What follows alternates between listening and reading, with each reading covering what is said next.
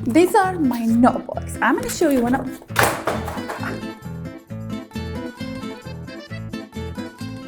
This is one of my notebooks that I'd filled it with so many new English words. I'd highlight them, organize them, and think, oh yeah, I'm learning new words. But guess what happened? After a while, like after a couple of months, I'd look back at them and I was like, holy moly, did I write these down? I had no idea what they meant anymore. So definitely, just writing down words and trying to memorize them didn't work for me. The things that made the new English words stick in my mind were 5 simple tricks. They worked like magic. Now, if you struggle with learning and remembering the new English words, I promise you, if you try these 5 tricks that I'm gonna share with you in this video, you'll start learning new words without ever forgetting them. So if that's what you want, welcome. First, let's understand why we all struggle with remembering new words. Because if you don't know the reason behind it, you won't know what you're doing wrong. And then you'll just end up walking the wrong path over and over and wasting your time. Well, the main reason is that we learn new words just in case. Let me explain. This is American English File Book. Here in Vocabulary Bank, here we have a lot of words with get. Like we have expressions with get, like get even, get back at, or get the impression. And then we have idioms with get, like get along or get your own way. And then we have phrasal verbs with get, like get over, get through, get into, get around. You might look at them and get excited. Oh my God, I'm gonna learn a lot of stuff. If you go to an English class, your teacher explains everything, and then you take notes, highlight things, and you're like, oh yeah, this is a good one. I might need it one day. Oh, look at that. I might need this one too. Now, if I ask you, why are you learning them? You're definitely gonna look at me sideways and be like, Katie, are you crazy? I'm learning them because I'm learning English. I'm learning them just in case I need them later. And this is the key point. You shouldn't learn new words just in case. And if you do, they won't stick. And all your effort will go to waste. So what should you do? You need in-time learning. The key is to learn new words when you actually need them. You have to create situations where you feel like, oh, what is that word? I need it.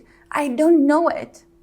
You see, that's the moment when your brain really pays attention and words start sticking. So I'm gonna give you 5 tricks to create those situations.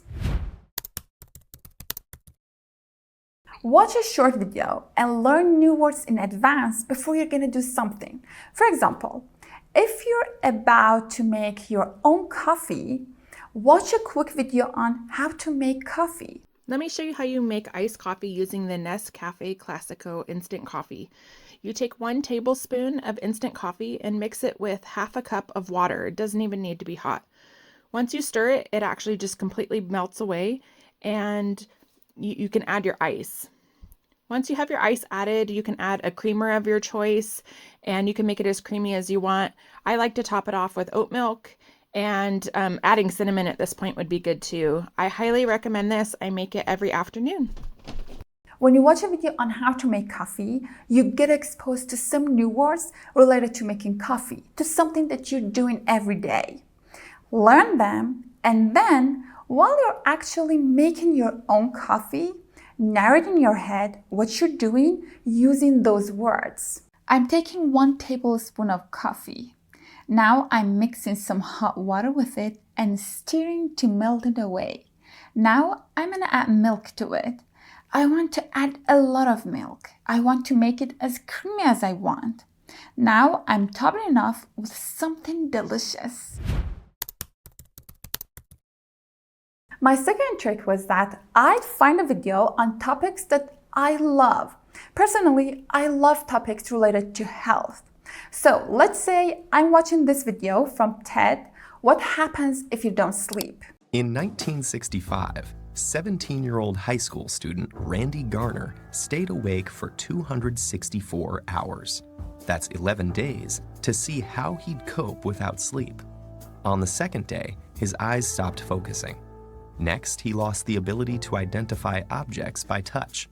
By day 3, Garner was moody and uncoordinated. At the end of the experiment, he was struggling to concentrate, had trouble with short-term memory, became paranoid, and started hallucinating. Then I played the video again to write down those new words, look them up, and then after I understand them, try to explain that part of the video myself using the new words. A student who was 17 years old didn't sleep for 11 days, just for an experiment to see if he could cope with not sleeping. On the third day, he couldn't use his ability to identify objects when he touched them. And he was moody and uncoordinated. After that, he couldn't concentrate. He had a problem with short-term memory, and he became paranoid. In the end, he started hallucinating. And because I'm trying to talk about that topic just the way the video was explaining, I'm creating a situation where those words are actually needed. I have no option but to use them. Another way to learn vocabulary actively is to create situations with ChatGPT. Let's say you want to learn some words about shopping. Ask ChatGPT to play a role of a shop assistant and you act as a customer. Then have a full conversation. Ask for sizes, prices, discounts, or recommendations, just like the one you would have in a real store. But actually, you need a perfect prompt.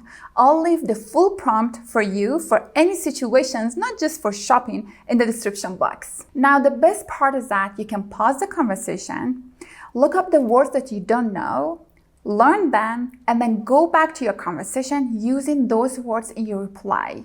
You know, it's so fun. It feels like real practice. Learn words that are relatable to you.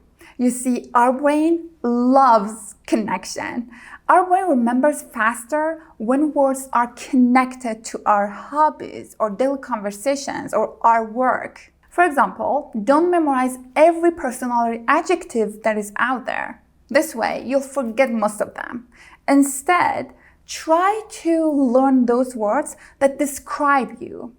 For me, I'm gonna learn introverted or easygoing, curious. That's enough. I'm gonna learn them the best because I feel some sort of connection with them. And once you learn those words about yourself, you can move on to words that describe people around you. Maybe your girlfriend is meticulous, your friend is ambitious, or your sibling is stubborn. So always learn words that are connected to your life, your hobbies, your daily routines, and even your style. And the last one is curiosity. I've always been curious about English. Whenever I heard a new topic, let's say someone was talking about diabetes, I was like, oh wait, what it's called in English?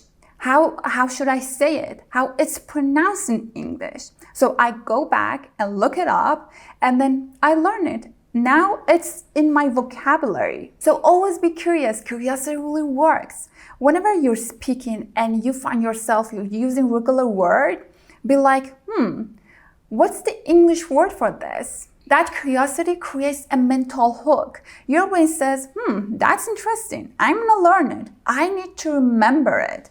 And that's exactly how words stick naturally. All right, guys, these were my 5 tricks to learn vocabulary actively. So create those situations and keep practicing, because without practicing, you're not gonna get there. So keep practicing. All right, I hope that you enjoyed this video. If so, give it a thumbs up. I love you. I'll see you in my next video. Bye-bye.